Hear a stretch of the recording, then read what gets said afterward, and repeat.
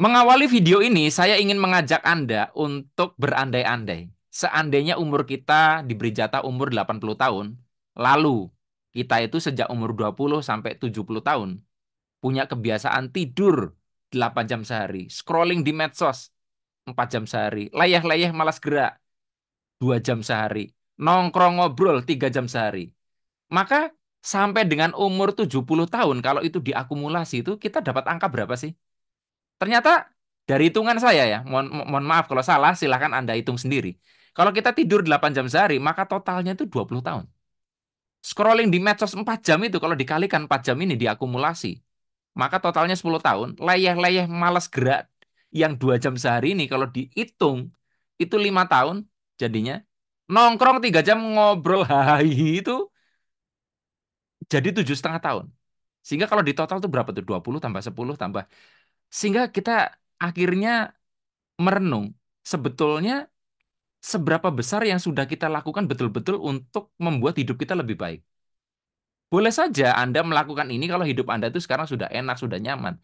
Tapi kalau sekarang hidup Anda susah, ya keuangan kacau gitu loh. Lalu Anda merasa sudah melakukan begitu banyak hal dan tidak ada perubahan. Saya bertanya, betulkah alokasi waktu Anda memang betul-betul banyak untuk Anda melakukan perubahan di dalam hidup? Atau jangan-jangan kayak gini, bahkan mungkin Anda untuk melakukan perubahan hidup itu tidak ada 30 menit sehari untuk Anda upayakan. Lalu kita bahas apa?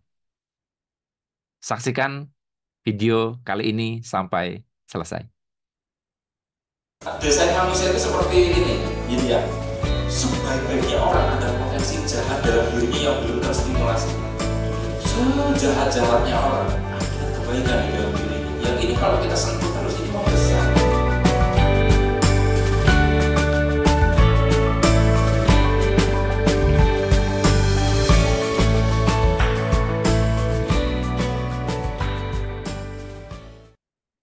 Assalamualaikum warahmatullahi wabarakatuh. Jumpa lagi kita berjumpa dengan saya Arif Rahutomo atau Arif RH dalam rekaman video iseng Reborn. Cie.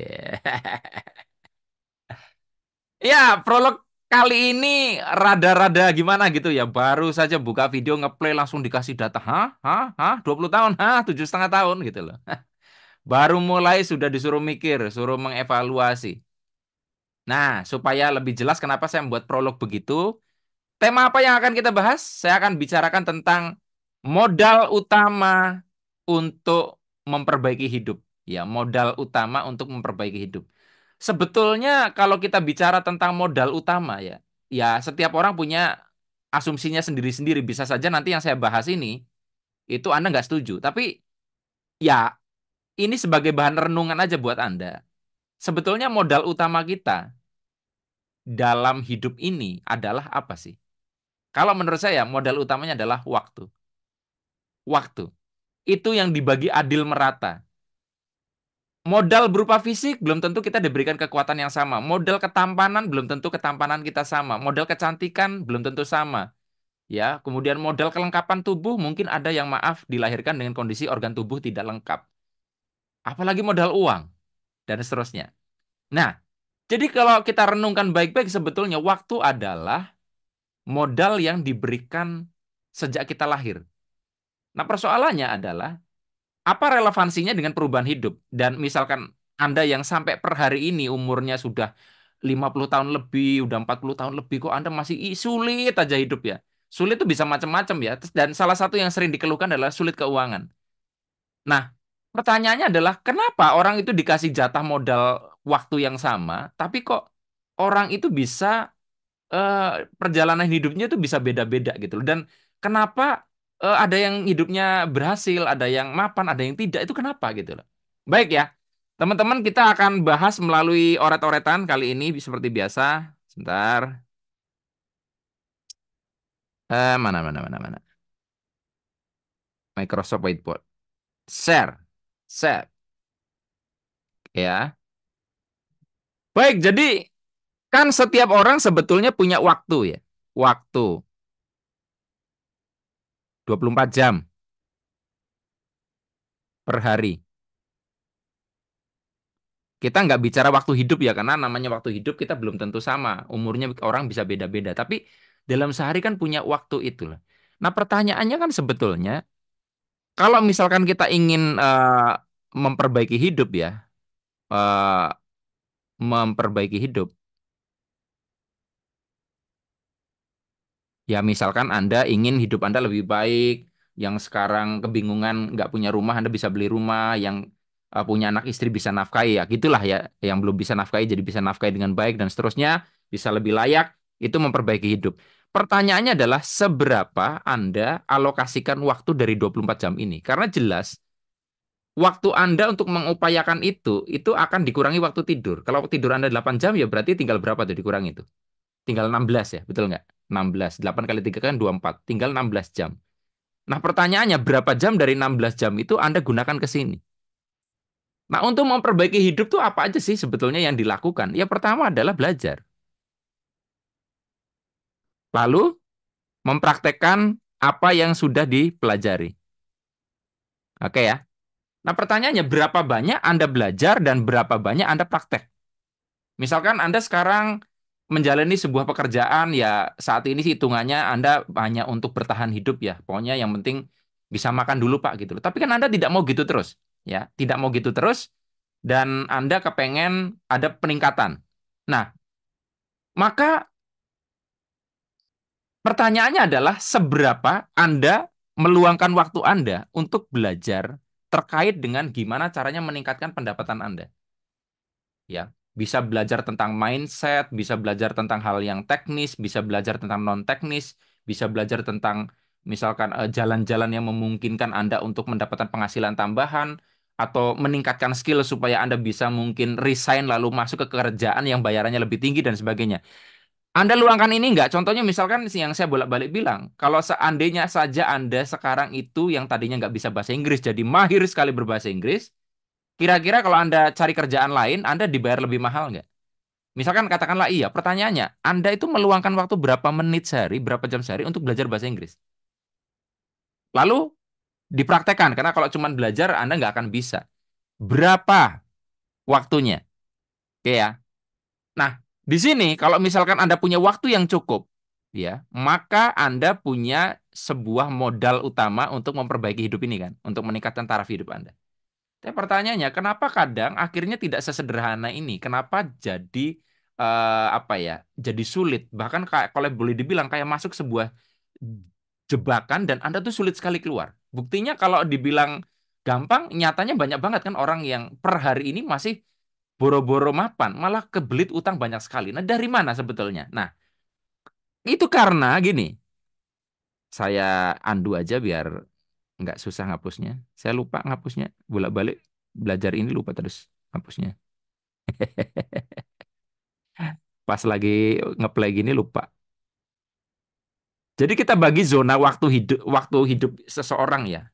Ini belum tentu timeline ini sama, tapi anggap ini sama ya. Kan zona waktu kita itu kan area ini di sini katakanlah yang kita mulai ini kan invest kan sekolah ya. Sekolah ya. Sekolah ini dari TK, SD, SMP, SMA, kuliah ya. Kemudian ada zona jeda nih, pasca sekolah nih. Pasca sekolah ini Anda bisa sekolah lagi, bisa nganggur ya, bisa Anda lontang-lantung, kebingungan cari kerjaan gitu ya.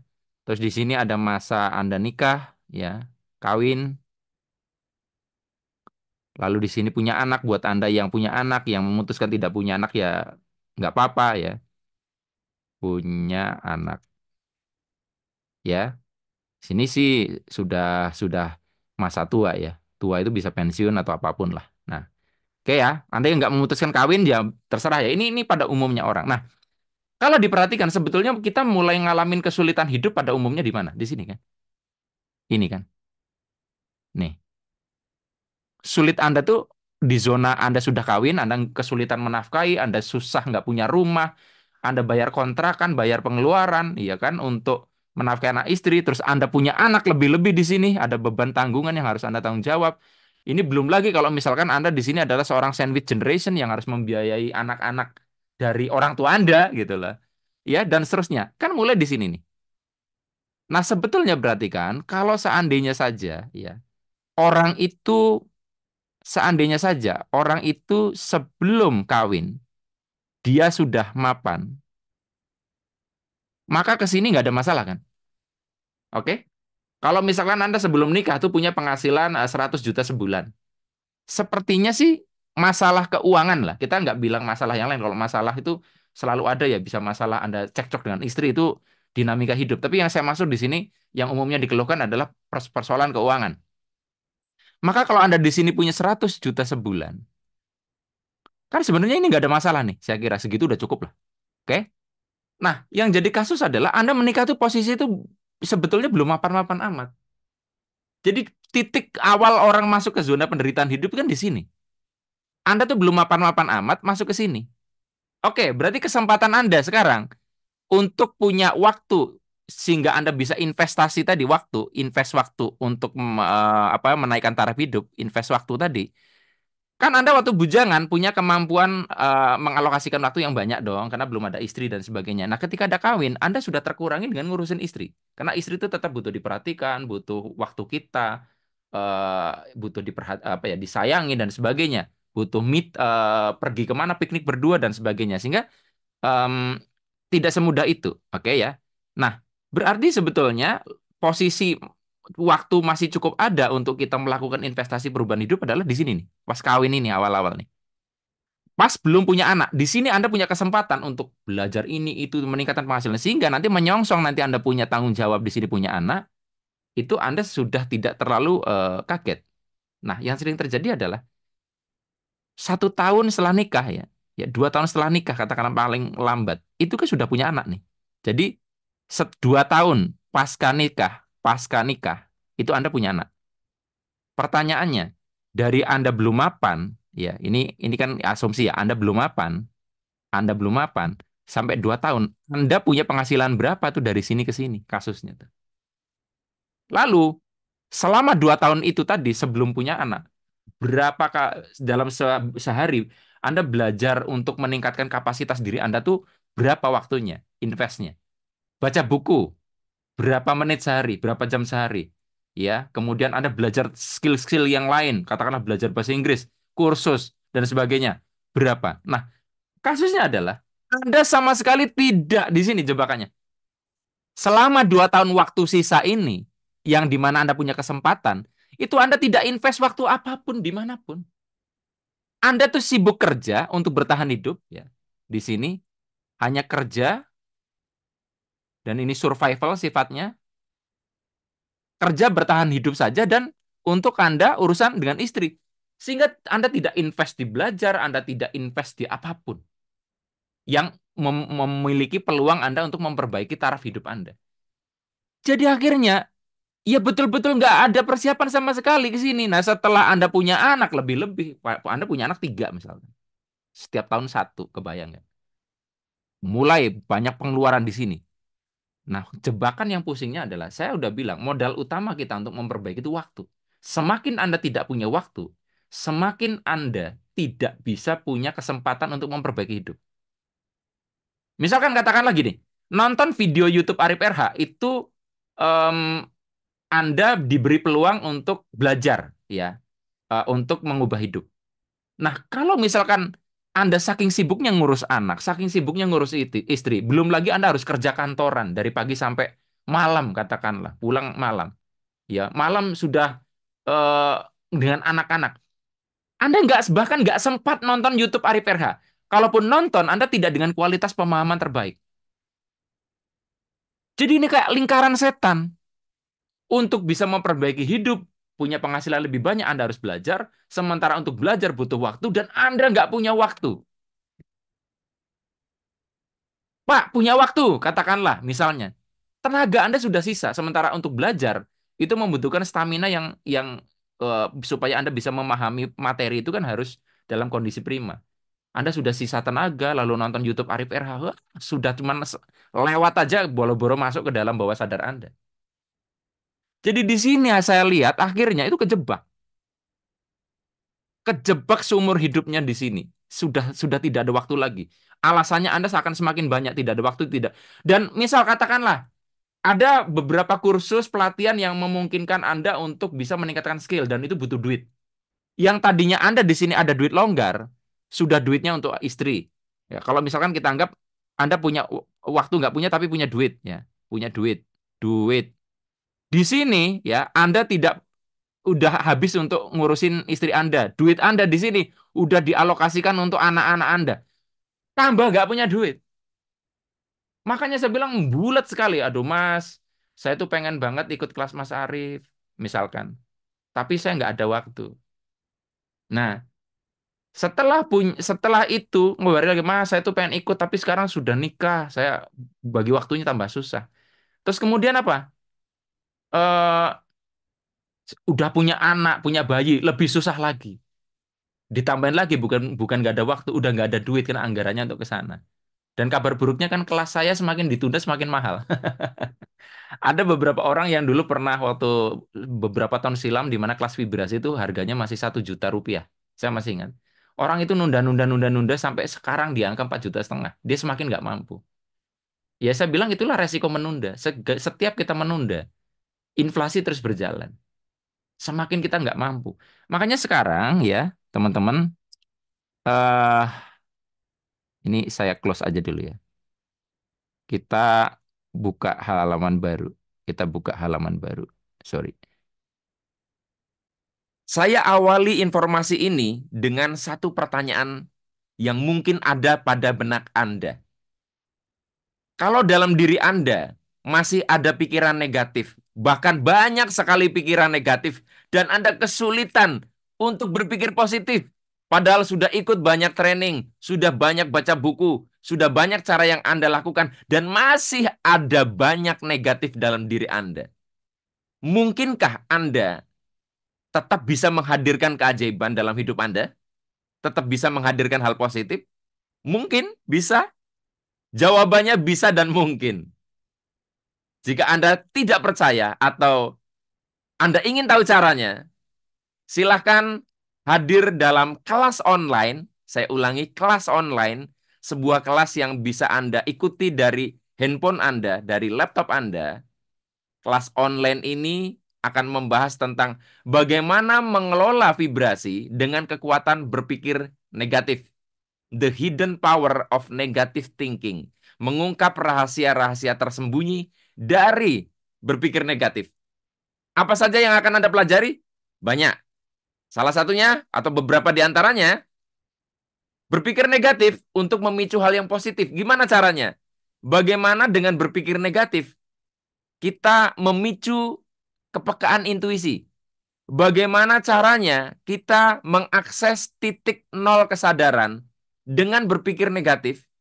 Dan bagaimana caranya kita mengurangi potensi terjadinya kesialan dengan berpikir negatif? Kelas online ini mungkin membahas hal yang tidak lumrah, tidak biasa, karena kebanyakan orang membahas tentang kekuatan berpikir positif. Kelas ini justru bagaimana caranya kita untuk mengelola dan memanfaatkan berpikir negatif. Karena faktualnya, pasti banyak orang kesulitan untuk berpikir positif. Bagaimana caranya untuk bergabung di kelas online ini? Anda silakan hubungi di nomor WhatsApp 0821 3699 7197. Saya ulangi 0821 3699 7197. Ada pemaparan materi dan ada sesi tanya jawab yang rangkaiannya bisa Anda ikuti pada tanggal 13 sampai 14 Juli 2024. Jangan menunda-nunda karena semakin menunda-nunda biaya untuk mengikuti kelas ini akan semakin mahal. Semakin cepat Anda mendaftar, biayanya semakin murah. Sampai ketemu di kelas bagaimana caranya kita untuk memanfaatkan pikiran negatif untuk menghadirkan keberuntungan. Saya Arif RH, see you. Se nah, tadi sampai mana ya? Nah, jadi ini yang saya sebut lingkaran setannya, ya. Anda awalnya punya modal waktu, Anda nggak invest, ya, lama-lama nanti Anda jadi nggak punya uang dan waktu, yaitu untuk peningkatan skill itu. Dan ini muter terus. Jadi bagaimana keluar dari situasi kayak gini? Mau tidak mau, Anda harus memaksakan diri. Ini nih. Walaupun dengan memaksakan diri tidak akan menghasilkan hasil terbaik. Misalkan, ya, Anda mau mengikuti sebuah peningkatan skill kursus bahasa Inggris misalkan butuh duit banyak. Ya, katakanlah untuk ukuran Anda banyak. Ya kalau Anda betul-betul ingin bertumbuh, Anda harus gimana caranya saya menyisihkan uang supaya bisa ikut kursus bahasa Inggris itu, supaya saya punya kemampuan skill. Atau saya pengen jadi YouTuber, saya pengen sekolah, pengen ikut pelatihan YouTube. Biayanya 3 juta katakanlah. Anda harus sisihkan itu, Anda harus memaksakan diri. Walaupun di sini tantangannya banyak, misalnya kadang istrinya nggak ngizinin gitu loh. Sayang duitnya, mendingan buat SPP anak, ini tambah bulat nih. Nah, kemudian Anda harus memaksakan diri urusan uang dan Anda harus memaksakan diri urusan waktu sehingga ya Anda harus cari gimana pun caranya waktunya. Jadi makanya saya bilang sampai dengan hari ini kalau misalkan Anda ya yang posisinya tadi sorry ya, kalau posisi Anda tuh masih belum menikah nih. Bentar. Nih. Jadi nih, ini nikah, tak bagi aja sekarang. Nikah, punya anak. Anggap gitu ya. Kalau Anda belum nikah, masih lajang, kesempatan Anda besar untuk melakukan banyak investasi. Besar sekali. Yang belum nikah, saya nggak akan nyuruh Anda buru-buru. Inilah. Waktu Anda panjang, lakukan yang terbaik. Do your best. Oke? Kalau sekarang posisinya udah terlanjur, Anda nikah. Oke? Ya, masih adalah 50% kesempatan Anda untuk investasi perubahan hidup. Tapi kalau udah ke sini, aduh, saya nggak berani menyebutkan prosentasenya. Udah punya anak, tanggungan banyak. Karena di sini nanti complicated karena kebutuhan banyak. Karena di sini udah punya utang, udah ruwet nih. Di sini Anda utang rumah, utang kalau utangnya bisa bayar nggak apa-apa ya. Anda utang aja cicilan rumah kesulitan gitu loh. Ini udah bulet nih di sini nih, udah bulet nih. Oke. Nah, yang lebih repot lagi ya, kalau misalkan katakanlah di sebelum menikah ini Anda juga tidak belajar, Anda akan menarik ya, menarik jodoh ruwet, jodoh ruwet. Di mana ketika orang itu menikah dengan orang yang salah, disitulah neraka kehidupan yang sesungguhnya. Jadi saya pernah pernah ngobrol dengan istri saya bahwa salah satu kesalahan terbesar orang seumur hidupnya adalah salah memilih pasangan hidup. Ya setelah itu baru kemudian salah memilih pekerjaan. Tapi salah memilih pekerjaan masih mendingan karena bisa resign. Tapi salah memilih pasangan hidup tidak segampang itu. Ya udah cerai aja gitu loh. Enggak segampang itu. Enggak sesimpel itu ketika apalagi kalau Anda sudah punya anak. Jadi ya kalau misalkan audiens YouTube saya ada yang sudah nonton YouTube saya lama banget, posisi Anda masih lajang ini kebangetan kalau Anda nggak segera bersegera melakukan yang terbaik. Anda yang sekarang masih nikah mumpung belum punya anak, lakukan yang terbaik. Tapi kalau udah di sini sekarapmu lah. Beneran, saya kalau sudah di sini posisinya udah ruwet, punya banyak utang, punya banyak cicilan, dengan istrinya ribut terus, punya masalah sama anaknya. Wes karepmu lah, saya nggak berani ngajarin apa-apa karena saya sendiri juga tidak punya hak untuk ngajarin Anda di area yang saya juga belum kuasai. Oke ya. Jadi teman-teman semua, em, ingat baik-baik bahwa apa yang terjadi sekarang sebetulnya adalah karena kita salah mengalokasikan waktu di masa lalu. Itu yang saya pelajari. Kita merasa bahwa waktu itu tidak berharga, kita merasa bahwa eh, kita tuh sudah berbuat banyak untuk perubahan hidup. Ternyata kalau dihitung tadi itu sebenarnya nggak banyak. Coba ya teman-teman nanti habis apa? Habis acara ini tadi, habis nonton video ini saya share lagi ya. Coba Anda mana sih? Oke ya. Nah, jadi tolong renungkan ini lagi di penghujung video ini ya bahwa Kalau Anda sekarang mengeluh bahwa saya sudah melakukan semuanya, saya sudah melakukan banyak hal, saya sudah berusaha dengan optimal, maka coba dicek lagi Anda buat daftar, sehari itu Anda ngapain aja. Ya, di detail sampai tidur, scrolling medsos, gini gitu. Berapa waktu yang Anda investasikan untuk belajar, meningkatkan skill baru sehingga Anda layak dibayar lebih mahal. Itu. Jadi kalau misalkan ternyata alokasinya di situ sedikit sekali, waktu Anda sudah habis ya. Anu Pak, saya setelah menikah tuh seneng banget berhubungan badan 5 kali. Itu udah berapa kali tuh? Habis berhubungan badan nggak ada tenaga untuk baca buku, untuk praktek, untuk ikut course. Ya sudah, selesai sudah. Jadi nggak usah ngimpi tinggi-tinggi kalau kayak gitu. Jadi saya serahkan kepada Anda dan dimulailah hidup ini dengan kita mengerti sebetulnya di mana waktu kita diinvestasikan dan jangan menyalahkan siapapun kalau ternyata dari alokasi waktu kita setelah kita data itu ternyata banyak hal yang memakan waktu kita tuh di tempat-tempat lain yang jelas-jelas itu bukan sebuah modal untuk kita mengubah keadaan hidup kita jadi lebih baik. Mudah-mudahan Anda tersinggung karena saya tidak butuh Anda tercerahkan. Nggak tercerahkan saja. Tercerahkan Mas, tercerahkan. Tapi tahun depan masih gitu aja hidupnya. Jadi saya butuhnya Anda tersinggung lalu bergerak. Mudah-mudahan bermanfaat. Sampai ketemu lagi dalam rekaman video Iseng Reborn yang selanjutnya. Saya akhiri billahi taufik wal hidayah. Wassalamualaikum warahmatullahi wabarakatuh. See you.